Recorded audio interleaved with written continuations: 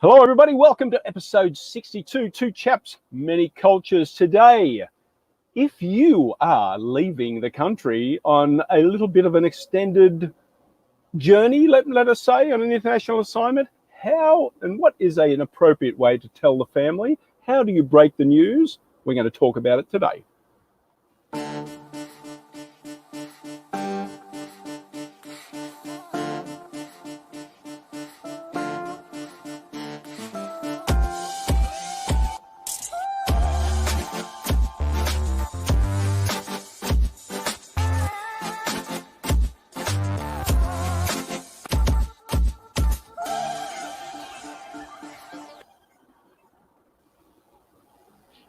Well, welcome back. How are you, mate?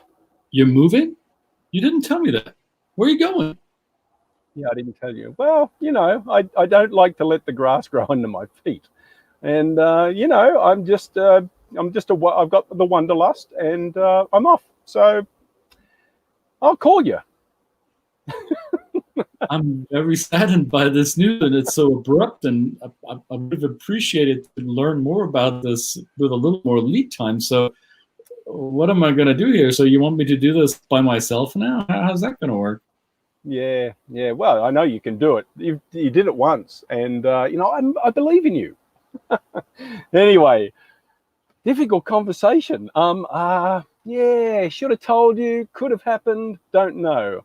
But it's something that we talk about with our clients in the global mobility space anyway. Often it comes up as a conversation when you're working with somebody, a professional and their family that's heading across the world, and the conversation comes up about how have these conversations taken place with the family? How have you let them know that you're going? I mean, and I guess in my situation, looking back, I kind of me personally, I just dropped it into a conversation with my mum. You know, it was just like, oh, by the way, just like I did then, right? Probably not the best way to do it. Although I did know I had a bit of lead time. What about you, sir? How did it go for you? I mean, the first time you were taking off. I mean, you've had lots of experience in the US already, but what do you?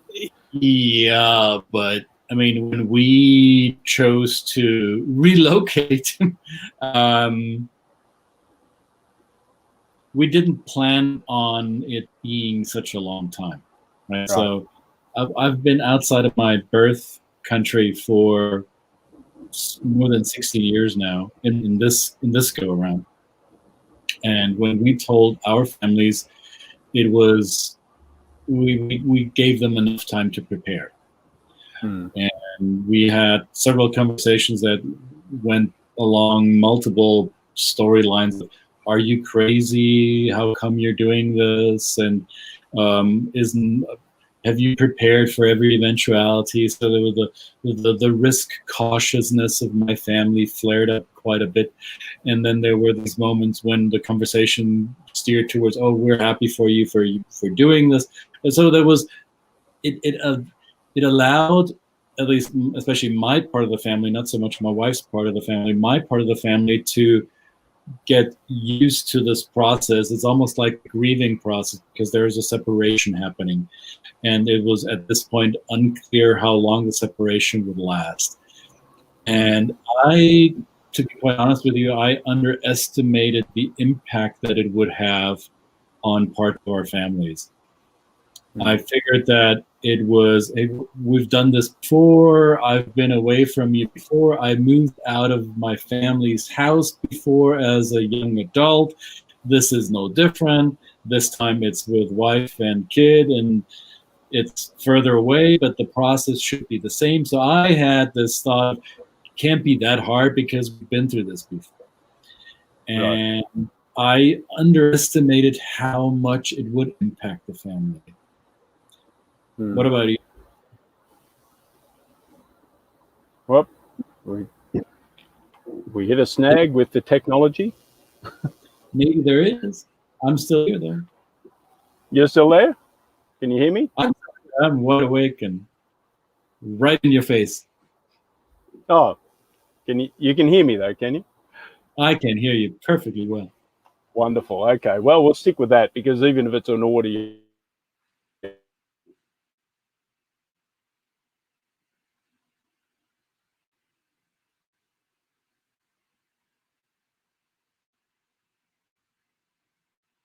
people that. And it may not be my technology that is having a glitch. It may be Brett's technology that's having a glitch. And my dog is having a glitch as well, as you can hear. This is a wonderful Tuesday episode where we are really live, as you can tell. So live sometimes means there is stuff that's happening outside of your control. And in this case, it appears that my dog is acting up a little, and maybe it appears that Brett's trying to reconnect. So we'll see whether he makes it or not. So the topic of the conversation remains, how do you prepare your family? How do you have these maybe kitchen table conversations? Where do you start when you go abroad? And I'm curious to hear what your thoughts around this are, because you may have done this for yourselves before, and you may have some experience to share that were pleasant or not pleasant. There may be times when you screwed this process up. In my case, I screwed up because I did not take into account that my family was not just me anymore. So when I left for another country on a work assignment, I was married at that point, and I already had our first daughter. So my side of the family, my parents were like emotionally attached to the idea of having not just their son, but also his family and the grandchildren. And all of a sudden, we decided to take that away from them. So that caused some friction, right? That caused some disappointment. So preparing the family does not only refer to preparing the family that you're leaving behind on your assignment. It also means that you're preparing the family that is within your unit, that you live under one roof with. And it looks like Brett's back, so yay, technology worked again. So how do you prepare your family if you are going to be the person that is going overseas? You are the one that is chasing a dream, an opportunity, or a task that was handed to you maybe by your company, by your employer. And now you come home and tell your spouse, if you have one, or you tell your children if you have children. How do you prepare the loved ones that you expect to accompany you on this journey, right? So that is sometimes the difficult part. And I don't know about you, Brett, but in my practice, this dynamic has changed quite a bit. When I started doing this work, preparing expatriates for their cultural adjustment while on assignment, it was typically that there was one individual who was the working expatriate who was moved, and then there was a household partner or several people in the household that were following along because they were one unit, and they decided this is the breadwinner in the family and we all move along. In my experience, it has been shifting significantly to a model where there are two breadwinners in the family, and one is being asked to relocate, and the other one may be just as much a breadwinner as the one that's being expatriated. So how do you have these conversations? How do you make sure that both professionals in the family are still being validated and still being heard and taken care of on this assignment? What's been your experience with this? Well, you would hope that conversation has already taken place during the process, but sometimes, especially when it's a last minute or a very quick move, oftentimes these are we have the opportunity to kind of put a bit of a pause in their life, because the logistics and the organization of what they're about to do sometimes takes over, and the thinking part of it gets left behind. But I think I always bring it up. I know sometimes it is a danger of being an uncomfortable conversation. Sometimes it is. Sometimes you're addressing issues that haven't been verbalized between the couple or the family in general. So, but I think it's an important one to bring up. You know, it's our responsibility as good stewards of this work. So, in terms of, I've just known that usually if the communication is open already in any relationship, it will usually already being addressed. However, I've found it in I've done hundreds and hundreds of programs with people moving countries. I've usually found, I don't know whether this is your experience, I've usually found that those conversations have already taken place pretty deeply. But when it's a last minute thing, yes, there's some of the resignation. Well, you know, I've got to go. You know, of course, I'm not going to stay behind. However, some families do stay behind. Some do have their partners and children stay behind, at least for a lead time of maybe 6 months or so, to maybe even soften that adjustment or soften that transition. But yeah, I think it's just, I'm interested, and the reason I wanted to bring this up today is I'm interested in the people that are listening to this. If you do their work, or if you had experience doing it yourself, how have these conversations gone? What has been the most impactful part of it, with whether it's been with parents, especially when you've got children and you're basically taking their grandchildren, you know, to another country, and you're having to prepare them for that. You know, they've lived for their grandchildren.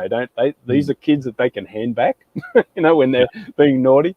And now that they possibly will miss out on that. I know you've had that experience. I've certainly had that experience on two sides of the world.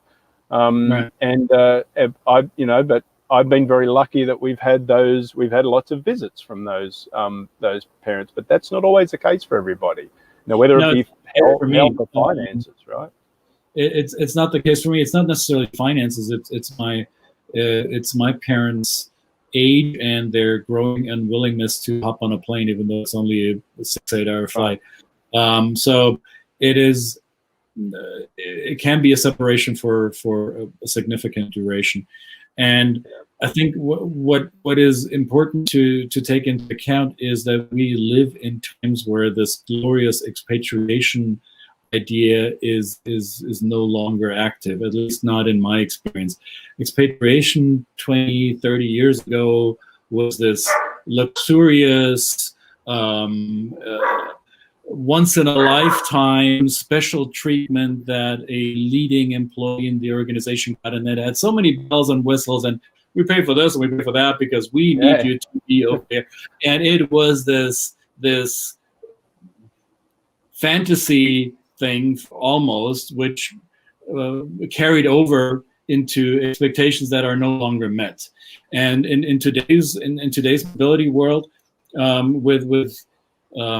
okay, we got to put this in parentheses with COVID. It may have shifted a little bit, but overall, it's the ability to move somebody into another location for work in the last 5 years was so easily done. There are flights frequently available, housing, temporary housing, moving logistics. All of this has been so improved over the years that it is no longer this special treatment, red carpet, martini glass in hand, and country clubs.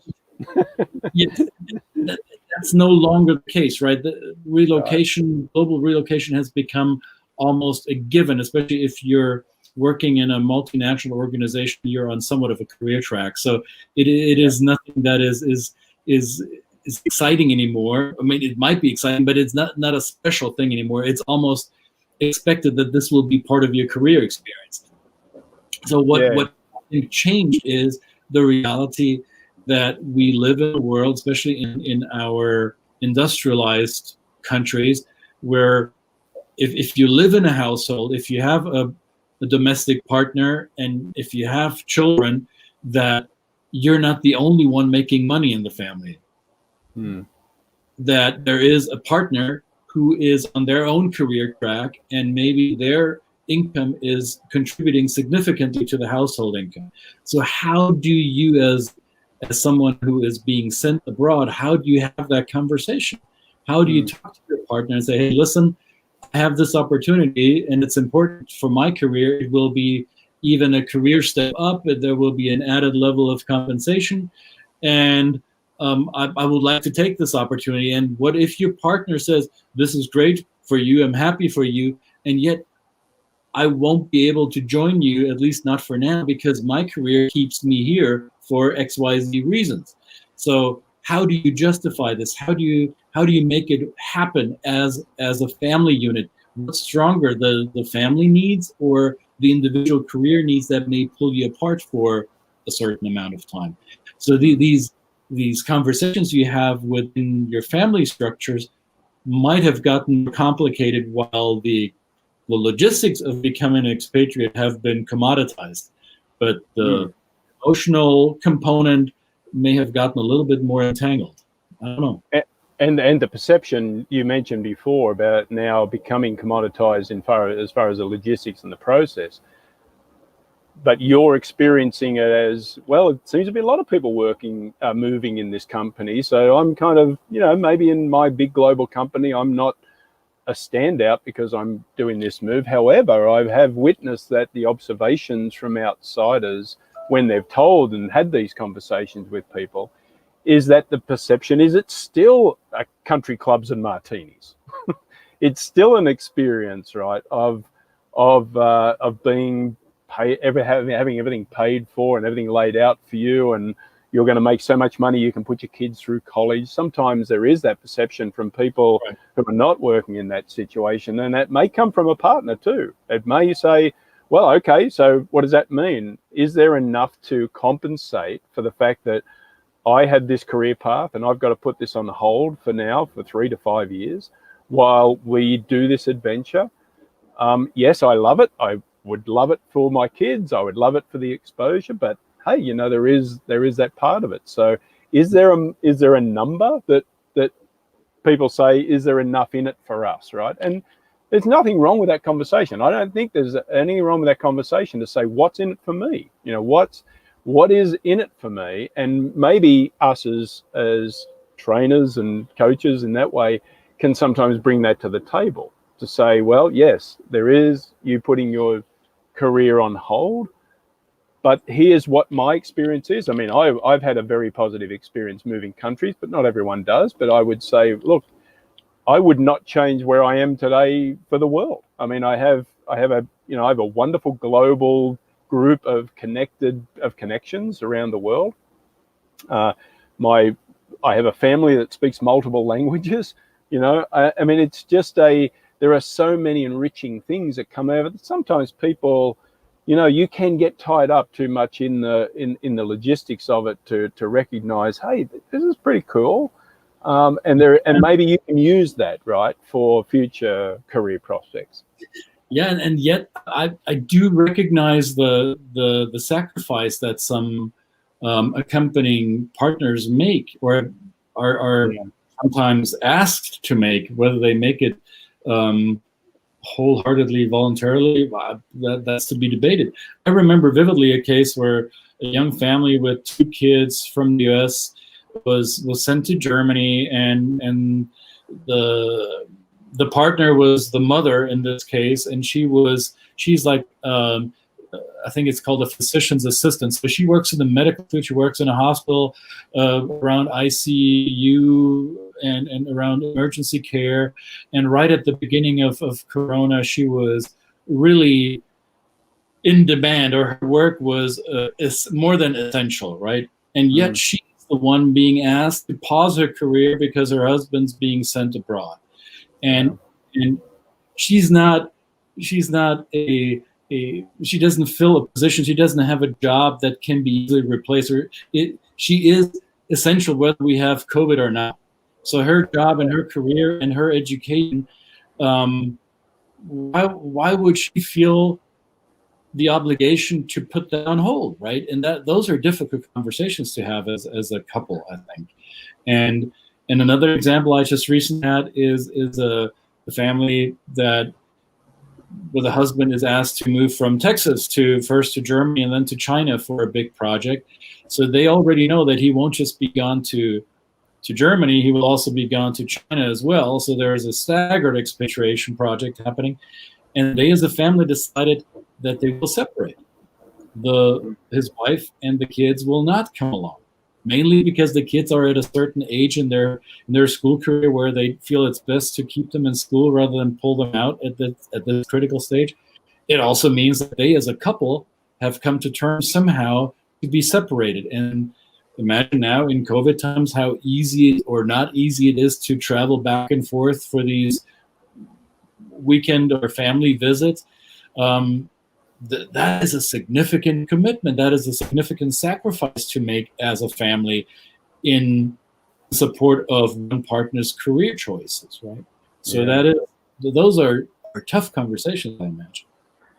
Absolutely, and I never really have the answers to all of them. I don't know whether I'm sure nobody does, but it is part of the work that I'm really committed to it. I say to people, look, I don't care about your company. I don't really care, which shocks some people. I'm here on behalf of, your company is providing my services, but I don't really care about them. I care about the people. I care about the people that I want to know that, the whole, there's a company I work with that says we want the whole company, the whole family to leave, but we also want the whole family to come home. And this is making them whole, making this experience a whole experience, whether they're separated or not. There can still be a whole family, even if they're separated, but to really maintain and keep this front of mind all the time and not just get too tied up in the fact that you're doing this, for the money or for just the experience. But that's my concern. I mean, I certainly am committed to that, and I'm sure you are too. But it is an important factor, and these are conversations that have to be had. So we'd be really interested in hearing your thoughts. If you're a trainer or a coach, how do you address them? If you are an expatriate, have had an expatriate experience, how have you had these conversations? We'd really love to hear it in the comments, of course, and questions. And I think this underscores the importance of our work. It's not simply that we are preparing expatriates for the transition part of their assignment. It's also helping them deal with the quote unquote side effects of this, or the grieving part of something, right? It's not always rosy glasses and paradise country club martini and champagne. There are really, really tough issues for some of these transfers and transferees to go through, and having a coach or having a sounding board for them to help them guide them through this process, or accompany some of that internal processing that happens that they may not feel comfortable sharing with their employer or with their spouse's employer, because this is not the relationship they have that they want to put these conversations on. So I often see us as almost like soul workers or spiritual workers in helping individuals and families come to terms with that process. And we can do that because we've gone through it at least once, so many of us multiple times, right? So I think that this is an aspect of our work that is not always visible to those who hire us to do the work. However, this is one of the most critical pieces of the service that we provide. Yeah, in my opinion. Absolutely. And I think one of the most important, for me anyway, it's the one I put most of my effort into in these conversations. I'm going through a situation at the moment, which is an aspect of being away from your family when there's tragedy and that kind of thing. And so that experience is, I'm sure I'm going to come out the other side of this and learn, having learnt a lot. And, everybody goes through these life events. It is part of life. But doing it, separated from your family sucks a little bit, but sucks a lot, actually. Yeah. But anyway, not mean to make light of it by any stretch of imagination. As Christian says, these are important conversations to prepare for mentally, maybe, before they come up. So great. Thank you, everybody, for watching again. Very grateful for you. And don't forget to subscribe and send us your comments and questions. Always welcome. Always welcome. Yes, please. And remember, in any case, whenever you're faced with challenges, talk it out. Don't eat it in. The more you bottle it up, the longer it will hurt. Find somebody to have these conversations with. Absolutely. Be well, be safe, be happy, and thank you very much. See everybody. See you tomorrow. Bye.